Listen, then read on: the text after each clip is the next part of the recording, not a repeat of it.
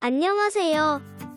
어린이 여러분, 우리 친구들은 지역을 빛낸 역사적 인물 중 누구에게 고마운 마음을 담아 감사장을 적었을까요? 선생님은 감사장을 보내고 싶은 사람이 너무 많았는데요. 특히 화폐에 등장하는 인물들에게도 감사장을 전하고 싶더라고요. 우리 친구들은 누구에게 보냈는지 등교했을 때 꼭 알려주세요. 그럼 오늘 공부도 슬기롭게 시작해볼까요? 2단원에서 귀가 따갑도록 들었던 말은 무엇이었나요? 문화유산, 답사, 조사, 계획, 소개, 안내자료, 인물 엄청 많지요? 그럼 문화유산부터 다시 정리해볼까요? 문화유산은 무엇인가요? 우리에게, 다음 세대에게 전할 가치가 있는 문화적 소산인데요. 이러한 문화유산에는 석탑, 건축물, 책처럼 형태가 있는 유형 문화재가 있고요. 예술 활동이나 기술처럼 형태가 없는 무형 문화재가 있어요. 이러한 문화유산을 살펴보기 위해서는 누리집을 검색하거나 책이나 문서, 기록물을 찾아 궁금증을 해결해요. 또는 문화유산을 자세히 알고 있는 사람을 찾아가 면담하기도 하고요. 실제 답사하여 조사하기도 하지요. 조사한 내용을 바탕으로 답사할 곳을 한두 곳을 정해 계획서를 세우는데요. 이때 위치를 확인한 뒤 문화재를 볼 수 있는 날짜와 시간은 꼭 미리 알아봐야 해요. 그런 다음 날짜를 정했으면 답사를 통해 알고 싶은 점이 무엇인지 토의를 하고요. 토의를 하면서 답사 방법에 따라 역할도 나눠요. 역할에 따라 준비물도 알맞게 정하고요. 많은 사람들이 이용하는 시설이다 보니 관람 예절을 꼭 지키면서 답사해야겠지요. 마지막으로 답사를 성공적으로 마치기 위해 주의할 점도 점검하지요. 조사한 내용을 토대로 답사할 장소를 정하고 계획도 세웠으면 답사를 할 차례인데요. 답사 장소에 가면요. 먼저 주변의 경관과 문화유산을 다양한 방향에서 살피고요.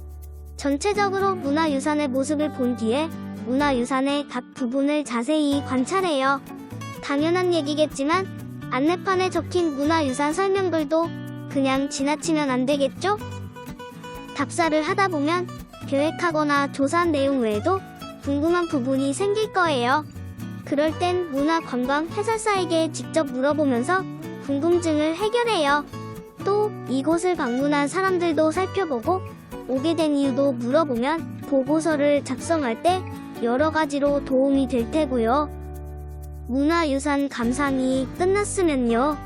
답사하면서 적었던 기록지, 여러 방향에서 찍은 사진과 그린 자료를 모으고요.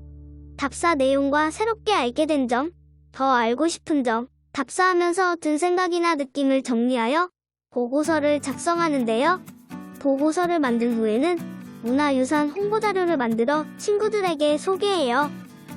문화유산 안내도는 조사한 자료를 토대로 문화유산이 있는 곳을 백지도에 표시하고요. 설명글을 선으로 이어 한눈에 알아볼 수 있도록 만들었어요. 문화유산 홍보 포스터는 문화유산의 우수성이나 가치를 알리는 짧은 글을 적고요. 이때 로고나 엠블럼도 사용한다고 배웠네요. 마지막으로 소개 책자는 문화유산을 자세히 설명할 수 있다는 것도 공부했어요. 이 주제인 역사적 인물에 대해서도 정리해볼까요? 우리 지역을 대표하는 역사적 인물들의 삶을 통해 지역의 역사에 대해 자부심을 갖도록 했는데요.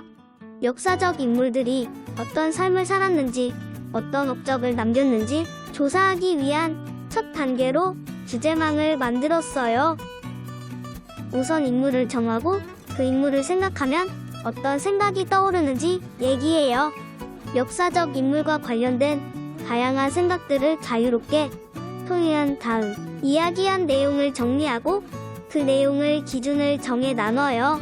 이때 큰 종이 위에 붙임 쪽지를 붙여가며 이야기한 내용을 분류하면 좋겠지요.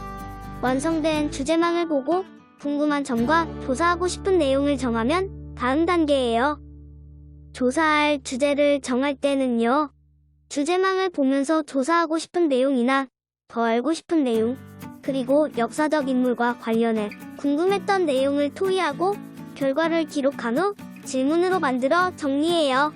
그러면 질문 목록의 내용을 보고 이를 바탕으로 프로젝트의 세부 주제를 선정하는데요. 결정된 프로젝트 주제를 해결하면서 필요한 활동들도 토의로 선정하고요. 활동 내용과 방법을 바탕으로 어떻게 역할을 나누면 좋을지 토의해서 역할을 골고루 나눠요.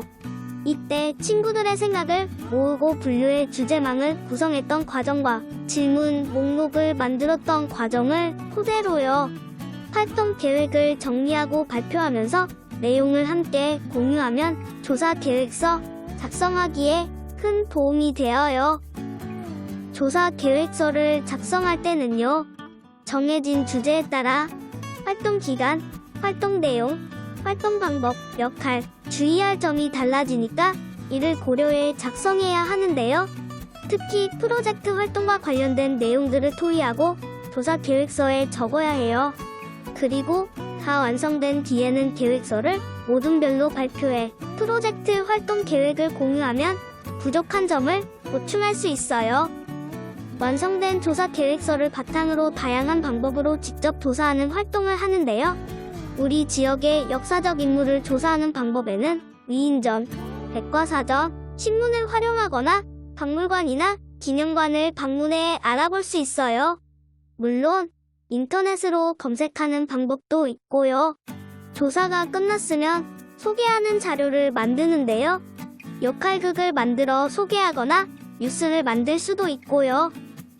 노랫말을 바꿔 불러볼 수도 있지요. 2단원 내용을 정리했으니 정리 콕콕을 해결해볼까요? 문화재에는 유형 문화재와 무형 문화재가 있고요. 면담은 궁금한 점을 알려고 적절한 사람을 만나 이야기하여 조사하는 방법이에요. 직접 가서 조사하는 방법은 답사고요. 우리 지역을 대표하는 인물은 자신이 존경하는 인물을 정해 작성하면 된답니다. 다 썼나요? 선생님이 쓴 것은 예시 답안이니까 우리 친구들이 생각한 것을 적으면 더 좋겠지요? 이번에는 사고력 쑥쑥이에요. 우리 지역의 역사적 인물을 떠올리며 친구들에게 보여주고 싶은 문화유산을 소개하는 활동인데요. 지금은 다중이용시설 자재로 박물관에 갈 순 없지만 나중에 꼭 가보기로 하고 친구들에게 소개해보세요. 지역의 문화유산에는 그것과 관련된 이야기가 많은데요. 오늘 소개된 것은 충청남도 당진에 있는 마을에서 유래된 기지시 줄다리기 이야기이네요.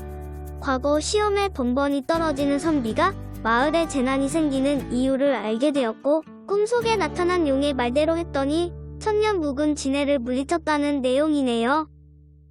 그런데 죽은 지네의 암컷과 새끼들이 원수를 갚으려는 것을 이 지역 사람들이 힘을 모아 지네 모양의 밧줄을 만들어 줄다리기를 했더니 마을에 평화가 찾아왔다는 얘기군요. 이외에도 어떤 이야기가 있는지 정말 궁금한데요.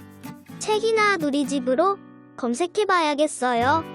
마지막 활동은 위인전 표지 만들기인데요.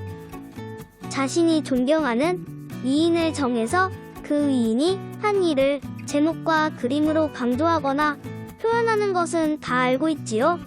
그렇다면 녹색으로 표시된 부분을 참고하여 멋지게 표지를 완성해보세요. 여러분 모두 수고했어요.